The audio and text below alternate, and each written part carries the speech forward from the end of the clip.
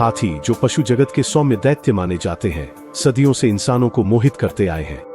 आज हम पालतू हाथियों की दुनिया में गहराई से उतरेंगे, उनकी इतिहास, जीवन और जिन चुनौतियों का वे सामना करते हैं, उनका अन्वेषण करेंगे।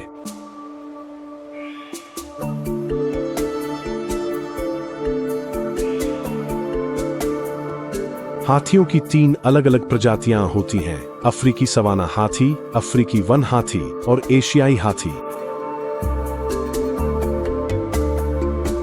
एशियाई हाथी को आगे 4 उप प्रजातियों में बांटा गया है: श्रीलंकाई हाथी, भारतीय हाथी, सुमात्राई हाथी और बोर्नियाई हाथी। यहाँ थाईलैंड में हम अपने घर को भारतीय हाथी के साथ साझा करते हैं। जहाँ कभी हाथी विशाल क्षेत्रों में स्वतंत्र रूप से घूमते थे, वहीं मानव गतिविधियों ने उनके प्राकृतिक आवास को काफी हद तक कम कर दिया है। आज इनकी आबादी 2 मुख्य समूहों में बंटी हुई है: जंगली हाथी और पालतू हाथी। थाईलैंड में लगभग 400 जंगली हाथी और 3800 पालतू हाथी हैं। जंगली हाथी अत्यंत सामाजिक प्राणी होते हैं, जो 5 से 10, कभी-कभी 20 तक के मात्र सत्तात्मक झुंडों में रहते हैं। वे उन क्षेत्रों में फलते फूलते हैं जहां भरपूर भोजन और पानी उपलब्ध हो, जैसे झाड़ियां और जंगल। ये सौम्य दैत्य शाकाहारी होते हैं, जो दिन में लगभग 12 घंटे विभिन्न प्रकार के पौधों की तलाश में बिताते हैं। अपने आहार को पूरा करने के लिए वे अक्सर आवश्यक खनिज प्राप्त करने के लिए नमक की चट्टानों का सेवन करते हैं। जंगली हाथियों का घर बहुत विस्तृत होता है, जो लगभग 300 से 400 वर्ग किलोमीटर के क्षेत्र में फैला होता है। उनकी आहार संबंधी आवश्यकताओं और सामाजिक संरचना को बनाए रखने के लिए यह विशाल क्षेत्र आवश्यक है।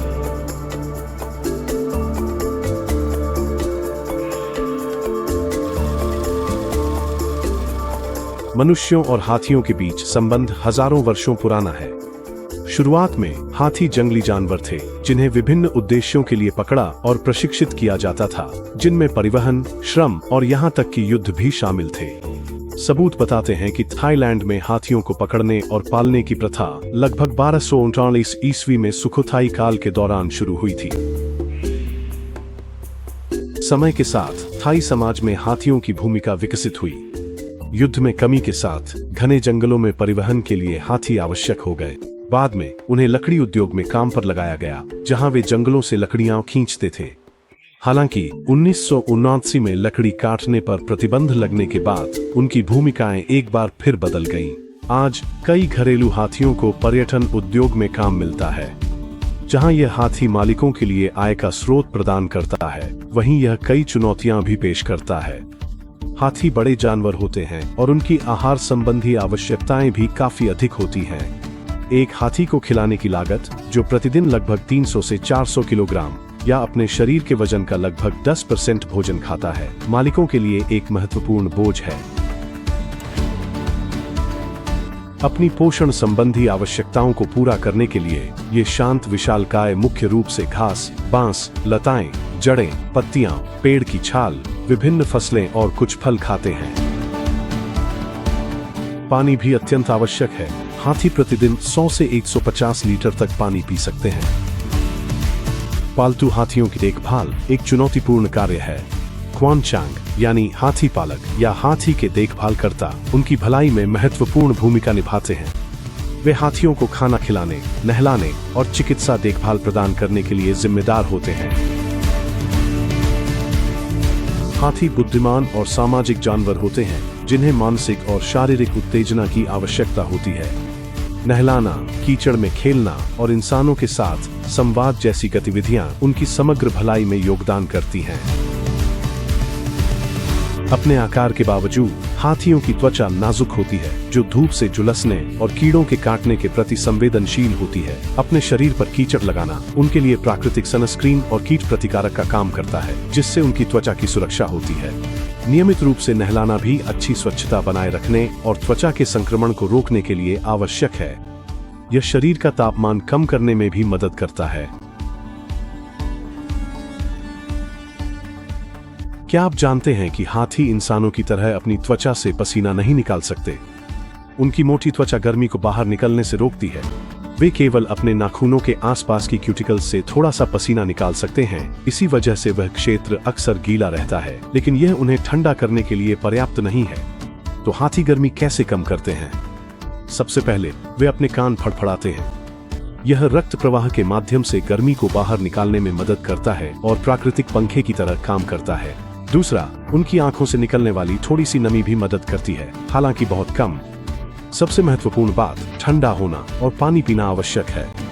इसीलिए हाथी दिन में 4 से 5 बार तापमान के अनुसार पानी में ठंडक लेते हैं। अब हम उनकी त्वचा को क्यों रगड़ते हैं?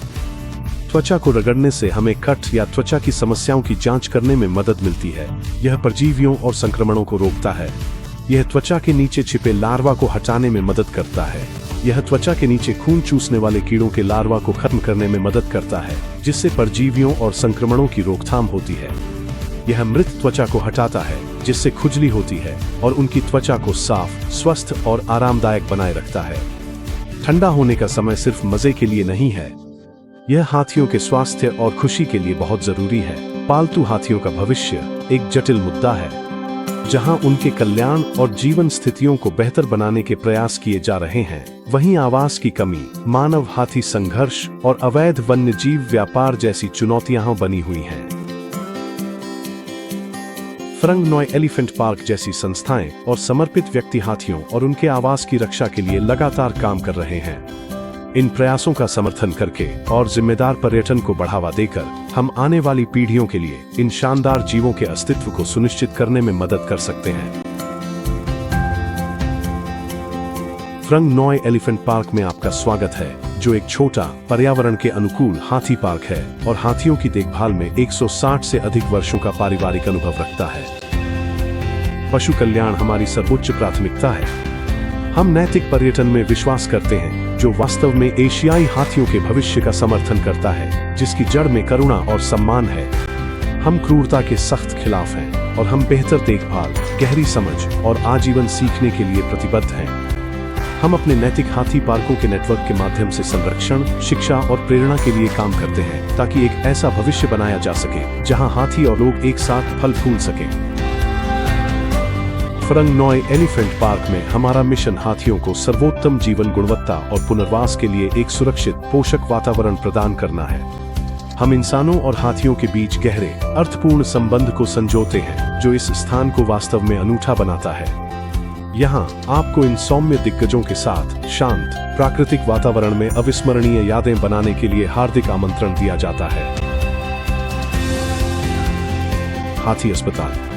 हम दक्षिणी थाईलैंड एलिफेंट फाउंडेशन स्टेफ का गर्व से समर्थन करते हैं, जो एक यूके पंजीकृत चैरिटी है और हाथियों के स्वास्थ्य और कल्याण के लिए समर्पित है। STF दक्षिणी थाईलैंड में हाथियों के लिए मुफ्त पशु चिकित्सा देखभाल प्रदान करता है, जिसमें उनके अस्पताल में एक पूर्णकालिक टीम है जो फरंग नॉय प्रांत में स्थित है और एक मोबाइल क्लिनिक है जो दूर दराज के क्षेत्रों में हाथियों तक पहुंचता है। आपकी यात्रा के धन्यवाद स्वरूप हर प्रवेश शुल्क का 3% सीधे स्टीव को जाता है, जिससे बीमार या घायल हाथियों को आवश्यक उपचार मिल सके।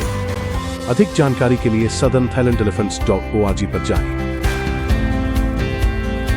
थाईलैंड में आमतौर पर यदि आप किसी हाथी को जंजीर में बंधा या सीमित देखते हैं, तो कृपया घबराएं नहीं। ऐसा कभी भी बिना कारण के नहीं किया जाता, और वह कारण हमेशा हाथी की सुरक्षा ही होता है।